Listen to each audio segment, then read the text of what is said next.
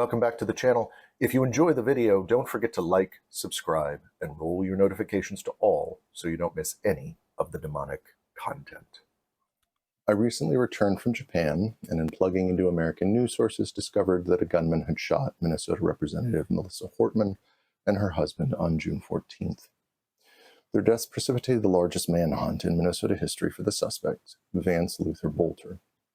Acting U.S. Attorney Joe Thompson for the District of Minnesota said that, quote, Boelter was disguised as a police officer, drove a black SUV with emergency lights turned on, and had a license plate that said police. He carried a 9mm handgun, wore a black tactical vest, and was disguised with a realistic silicone mask, end quote. So let's get to the meat of this issue. Why am I talking about this on this channel? Well, according to KARE 11, Boelter allegedly sent a message to his family that read, quote, Dad went to war last night, end quote.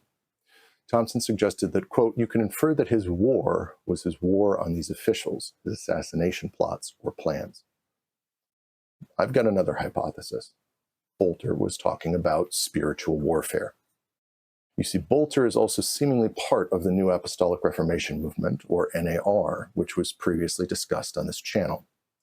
Boelter attended the Christ for the Nations Institute in Dallas, Texas, a college connected to the Latter Rain movement, precursor to the NAR, through one of its founders, James Gordon Lindsay.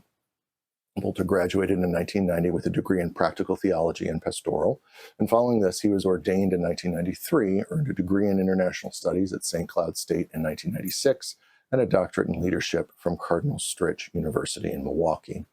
Boelter and his wife founded a nonprofit company called Revoformation Ministries. Most recently, he was an evangelical missionary in the Democratic Republic of the Congo. One of the sermons that he preached can be found here. In these sermons, Boelter engages the language of the NAR, speaking about the return of modern-day prophets and apostles in the U.S., framing gender confusion in a demonic manner, and discussing what he sees as the evils of abortion. This last might be a window into the rationale for the attack. According to a statement from NAF Chief Program Officer Melissa Fowler, quote, it is clear that these were politically motivated attacks. Police found the suspect's list of over 70 targets, which include a number of abortion providers and pro-abortion advocates. The NAR tends to believe in narrative forwarded by influential authors and speakers like Jonathan Cahn in his Return of the Gods, that abortions are really sacrifices that are being offered to the demon Moloch. These sacrifices empower Moloch to wreak havoc in the United States, and in some variations of this narrative allow him to curse and exploit those who participate in them. This brings us to a truism that I think is always important to keep in mind. How we frame our thoughts and our speech matters. The vocabulary that we use matters. The rhetoric of spiritual warfare is grounded in the language of violence and aggression, in a kind of us versus them mentality. Extreme caution needs to be observed so that this language does not become action. And when it is commandeered into a political setting, it's all too easy to see our political opponents as inhuman.